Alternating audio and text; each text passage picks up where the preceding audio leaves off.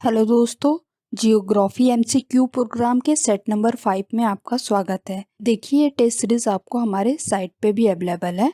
आप इसे यहाँ पे भी अटेम्प्ट कर सकते हैं। तो चलिए आज के पहले क्वेश्चन की तरफ बढ़ते हैं। आपका जो पहला क्वेश्चन है, कृषि के संदर्भ में सत्य कथन है।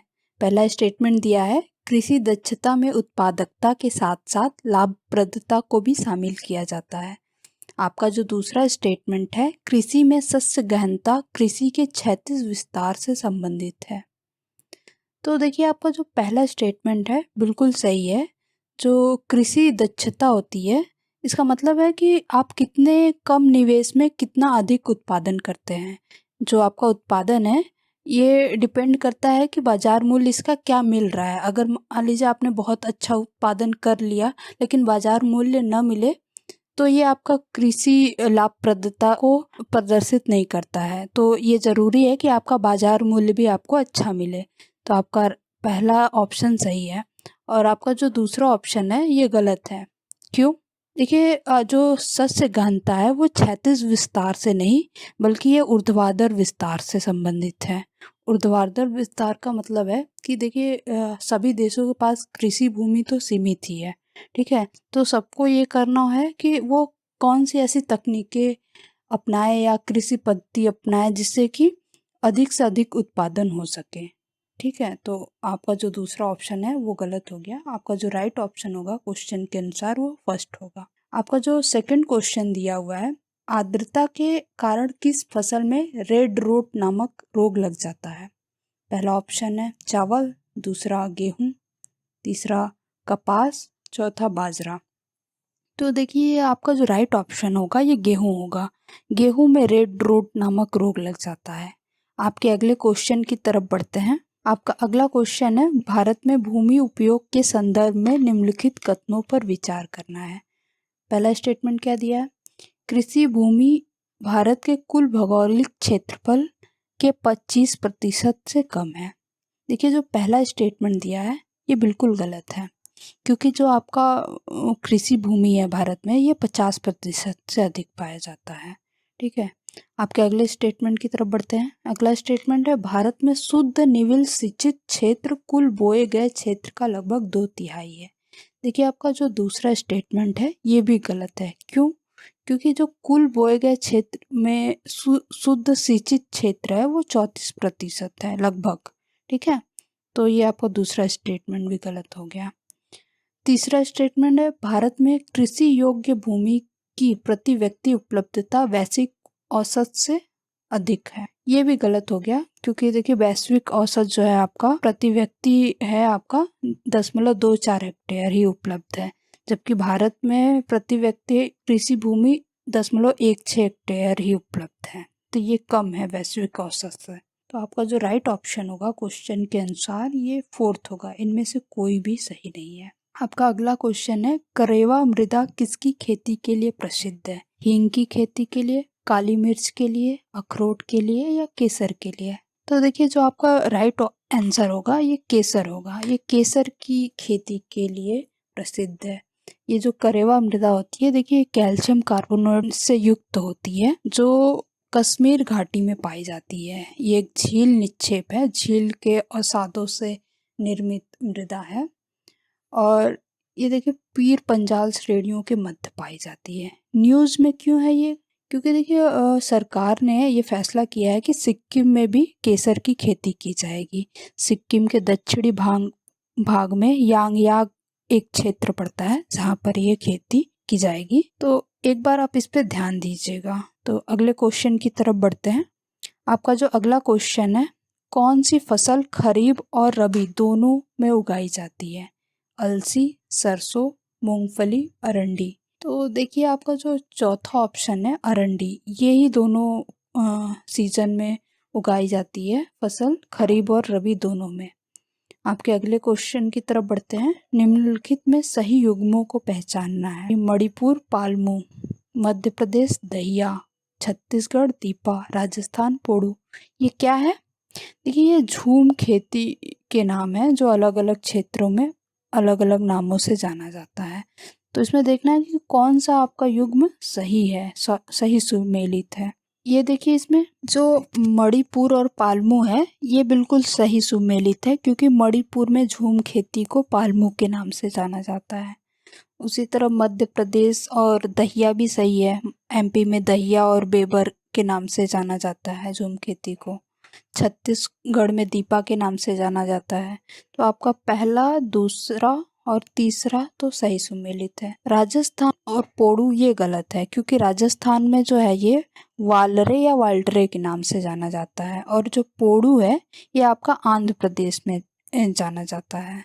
तो आपका फोर्थ ऑप्शन गलत हो गया। जो राइट ऑप्शन होगा 1, 2, 3 सही है। आपका तीसरा ऑप्शन सही है। आपके अगले क्वेश्चन की तरफ बढ़ते हैं। आपका जो अगला क्वेश्चन है, सिंचाई गहनता के संबंध में निम्नलिखित में कौन सा कथन सही है। आपका जो पहला स्टेटमेंट दिया है, सिंचाई गहनता से तात्पर्य प्रति इकाई क्षेत्र में उपलब्ध सिंचाई जल की मात्रा से है। देखिए आपका जो पहला स्टेटमेंट है बिल्कुल गलत है। देखिए सिंचाई गहनता जो है वो शुद्ध सिंचित क्षेत्र का शुद्ध बुआई क्षेत्र के प्रतिशत के रूप में जाना जाता है। तो अगला जो स्टेटमेंट दिया हुआ है, लद्दाख तथा लाहौल एवं स्पीति के शुष्क क्षेत्रों में सिंचाई गहनता बहुत अधिक है। ये ऑप्शन आपका बिल्कुल सही है, क्योंकि जो लद्दाख क्षेत्र है वो शुष्क क्षेत्र है। यहाँ पे बिना सिंचाई के फसलों को उगाया नहीं जा सकता है। तो यहाँ पे लगभग 100% की ज़रूरत होती है सिंचाई गहनता की। तो आपका जो राइट ऑप्शन होगा वो बी होगा। आपके अगले क्वेश्चन की तरफ बढ़ते हैं। आपका जो अगला क्वेश्चन है, ब्रिटिश तुल्य जलवायु में निम्नलिखित में कौन सी कृषि पद्धति पाई जाती है। गहन बाजार आधारित बागवानी ये पाई जाती है, बिल्कुल ये आपका ऑप्शन सही है। दूसरा आपका है मिश्रित कृषि, बिल्कुल मिश्रित कृषि भी पाई जाती है। तीसरा जो है भेड़ पालन, ये भी पाई जाती है। तो आपके सभी यहाँ पे पाए जाते हैं। आंसर जो होगा आपका फोर्थ हो जाएगा। 1, 2 और 3 तीनों ही सही है। आपके अगले क्वेश्चन की तरफ बढ़ते हैं। आपका जो अगला क्वेश्चन है, निम्न युग पर विचार कीजिए। पहला दिया है ओलेरी कल्चर, सब्जियों की कृषि। दूसरा विटीकल्चर, वनी वृक्षों की कृषि। तीसरा जो दिया है ऑप्शन आपका पीसी कल्चर दिया है, मछलियों की कृत्रिम प्रजनन। तो देखिए पहला और तीसरा तो आपका बिल्कुल है सही है। ओलेरी कल्चर जो है सब्जियों की कृषि से ही जुड़ा हुआ है, और पीसी कल्चर मछलियों की कृत्रिम प्रजनन से जुड़ा हुआ है। बट जो आपका विटीकल्चर है ये बिल्कुल गलत है।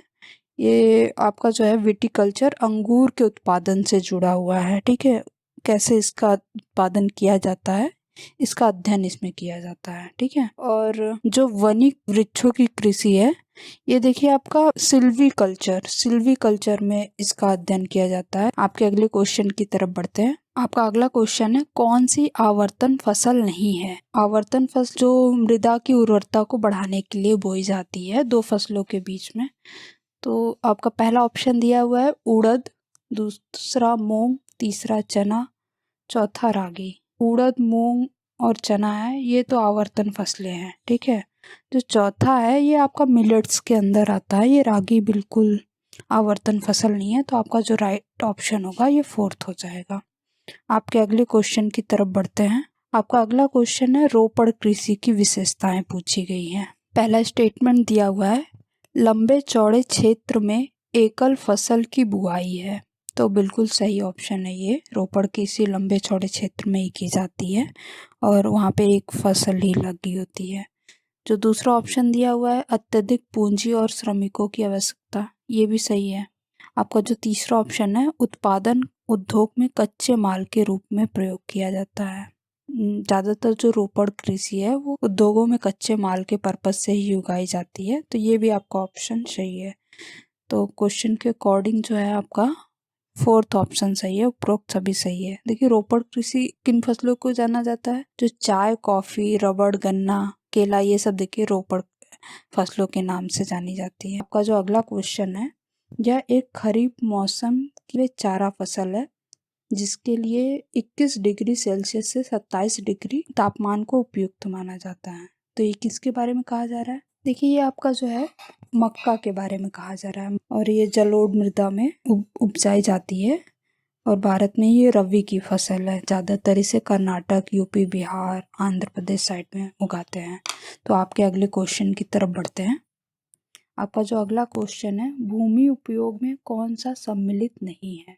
तो देखिए, जो कृषि क्षेत्र है, वन क्षेत्र और आवासीय क्षेत्र, ये सब आपके भूमि उपयोग में सम्मिलित होते हैं, ठीक है। लेकिन जो पर्वतीय क्षेत्र है, ये आपका भूमि उपयोग में सम्मिलित नहीं है। तो जो राइट ऑप्शन आपका होगा, ये फोर्थ हो जाएगा। आपका जो अगला क्वेश्चन है, वान थ्यूनेन ने किस प्रकार के क्षेत्र की कल्पना की थी? वान थ्यूनेन ने आपका भूमि उपयोग का सिद्धांत दिया था। इन्होंने देखिए बाजार क्षेत्र की कल्पना की थी, ठीक है। अपने जो भूमि उपयोग के सिद्धांत में है उन्होंने।